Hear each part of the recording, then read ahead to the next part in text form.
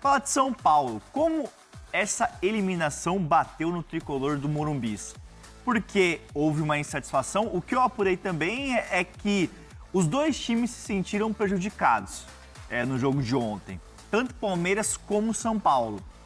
No São Paulo, o Hernan falou aqui nos bastidores, antes de iniciar realmente a live, que teve o lance do pênalti da mão do Gustavo Gomes e teve outras insatisfações ao longo da partida, mas o Palmeiras também reclamou de muitas faltas não marcadas pela árbitra Daiane Muniz.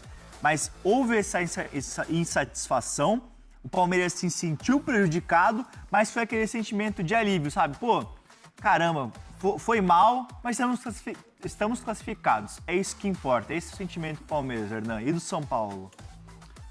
Assim, o São Paulo, o São Paulo entende que faz uma, vamos dizer assim, uma autocrítica. A autocrítica do São Paulo, ela é muito sobre o primeiro tempo, muito sobre o desempenho do time no primeiro tempo, que poderia ter sido muito melhor, que o time acabou sendo inoperante e tomou um gol no começo. O próprio Caleri falava sobre isso. A gente treinou para esse jogo e tomou um gol da maneira que não podia ter tomado. Então, assim, falhas, a saída de bola, muito espaço. O próprio Abel na coletiva falou, o Luciano, ele deu muito espaço ali para a gente poder criar. Então, assim, não era um São Paulo que estava todo compactado, focado ali no jogo. Era um São Paulo que estava um pouco no primeiro tempo disperso. Não parecia estar disputando uma decisão.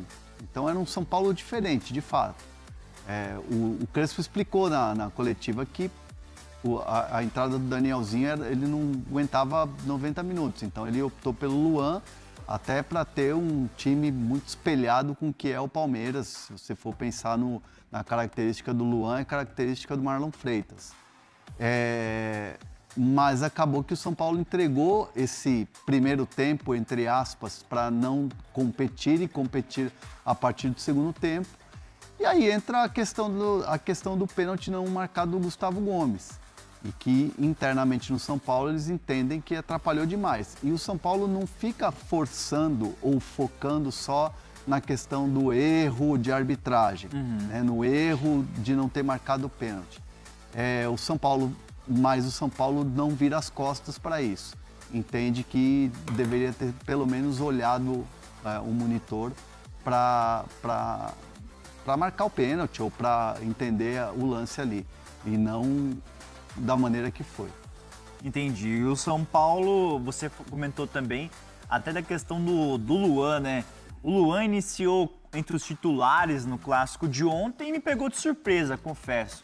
Porque só tinha atuado em 30 minutos até então na temporada e aí o Crespo larga com ele de início, né? E aí parece que a estratégia não deu muito certo, né? Pela característica, para mim está muito claro que o Luan é um jogador de combate, é um jogador que destrói jogadas, né? É um jogador que tem a qualidade de chegar na frente. Fez gol já contra o Palmeiras em final. Golaço, gol de título. Foi um gol que meio que desviou ali. Tá, não lembro. Na época, bateu no Felipe Melo e desviou no Everton. Tirou do Everton. Mas assim, o Luan é um jogador importante dentro do elenco do São Paulo. É um cara que está treinando, dedicado, poderia ter saído já em algumas janelas e não saiu, decidiu apostar. É uma escolha do treinador. Ali é a escolha.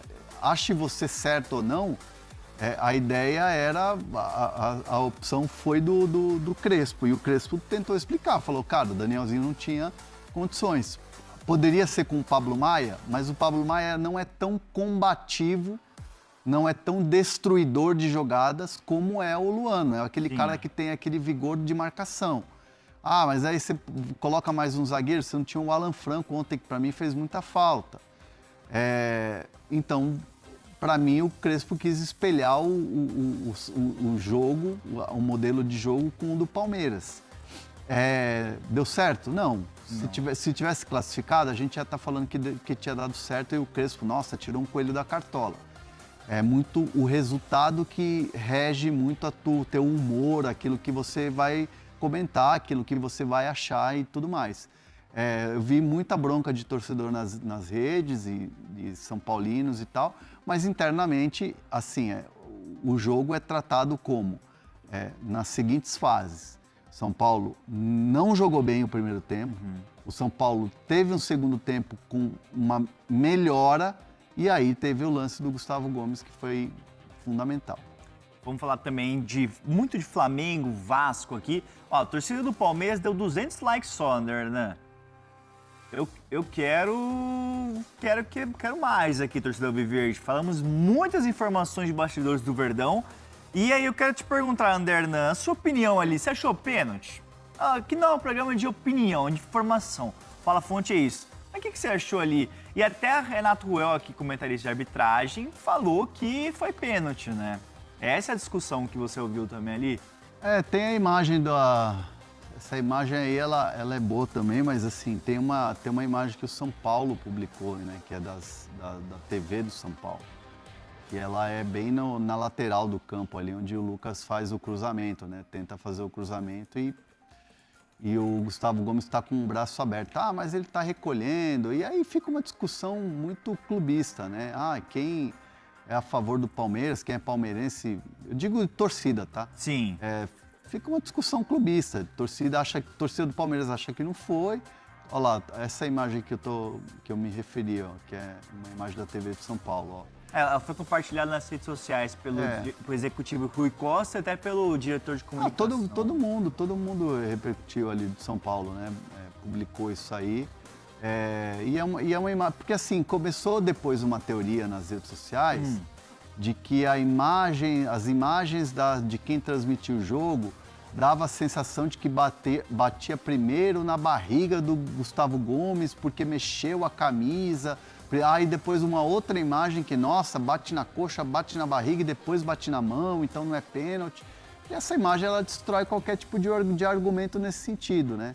Ela bate na mão, o Gustavo Gomes está com o braço aberto, então o mínimo tinha que ser um VAR, né? Essa coisa de recolher é muito no sentido de, tipo, quando ele vê que está em cima para bater no braço, ele dá uma recolhida, mas ele está com o movimento já aberto ali. Tem gente que vai interpretar que foi pênalti, tem gente que vai interpretar que não. Eu fico muito com a opinião da Renata Ruel, que ela fala que isso no Brasil normalmente é marcado pênalti. Em outras ligas, em outras culturas de futebol diferentes e tal, tipo, poderia ser que isso não seria marcado. Mas estando 1-1 ali, imagina, São Paulo faz o gol, 1-1, o São Paulo bate muito nessa tecla e o papo ontem foi muito esse, pós-jogo, né, dentro do São Paulo, de que prejudicou porque poderia ter mudado a história do jogo. Concordo. Poderia. O Palmeiras poderia estar 1-1, o Palmeiras poderia ter acelerado o jogo e ter feito 5-1. Mas assim, a discussão não é essa. A discussão é por que não olhou no monitor. Concordo.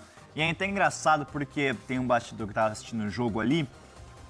O Abel Ferreira, ele estava até de uma maneira quieto, orientando o time normal, sem dar aquela explosão que ele tem na beira do gramado, sabe? Até os 40 minutos do primeiro tempo. Depois disso, quando as faltas ao Palmeiras não começaram a ser marcadas, sabe? Aquelas faltas no meio de campo ali, empurrões, e aí ele começou a explodir, começou a esquentar, porque ele estava quieto, estava só orientando. Quando o Palmeiras marca o primeiro gol, ele e a comissão técnica fizeram um gesto, por exemplo, vai, continua, vamos, quero mais gols. Só que aí ele estava quieto, agachando, ajoelhando, aquela pose de costume dele. Mas quando as faltas não começaram a ser marcadas, e aí que o negócio explodiu. E aí o Palmeiras se inflou e ficou muito incomodado. A nação São Paulina, mais um jogo aí contra o rival Palmeiras, onde o São Paulo é prejudicado pela arbitragem. Tivemos a partida aí no ano passado, onde teve a questão do pênalti, né? Algumas outras também. E o que vem sendo corriqueiro no futebol brasileiro é um favorecimento à equipe do Palmeiras, né? A gente tem visto lances polêmicos demais que são dados a favor do Palmeiras, né? Sempre favorecendo o clube, né? Com pênalti, que a gente vê para outros clubes não serem marcados e para o Palmeiras é marcado e o VAR nem corrige, né? E para outros times, quando é marcado, o VAR chama para corrigir, lances anulados a favor do Palmeiras. Cara, é um absurdo o que está acontecendo, né, no futebol brasileiro, e o São Paulo acaba sendo muito prejudicado com isso, né? A gente deixa de chegar numa decisão de Campeonato Paulista, aonde é um título, querendo ou não falar que Campeonato Paulista, os estaduais em geral no Brasil diminuiu muito a força, né, dos estaduais, mas o Campeonato Paulista é disparado o melhor campeonato estadual do Brasil. E é um título, né? Você já começar o ano conquistando um título é super importante, e o São Paulo acabou aí sendo prejudicado, né? São Paulo poderia ter empatado a partida naquele momento e conseguido, né, um desfecho melhor na partida, né? Talvez poderia aí acontecer de conseguir virar, né? Poderia ser eliminado também dentro de campo mesmo, tendo o pênalti marcado. Poderia acontecer diversas coisas, né? Mas você, naquela altura do campeonato, né, da partida, você ter uma chance tirada, né? Nem o VAR chamar para dar o pênalti é complicado. Então, prejudicial aí para a equipe, né? Esperamos que isso aí não afeta no desempenho que o São Paulo vem no Campeonato Brasileiro, né? Sabemos que são competições diferentes, mas o bom trabalho que o São Paulo veio iniciando de campeonato não pode ser apagado por essa eliminação no Paulista. Quero sua opinião nos comentários. Não esquece aí de deixar o like no vídeo, se inscrever no canal, ativar também o sininho de notificações, que assim você não perde nenhum conteúdo aqui no canal Eterno São Paulo. Um forte abraço e até o próximo vídeo.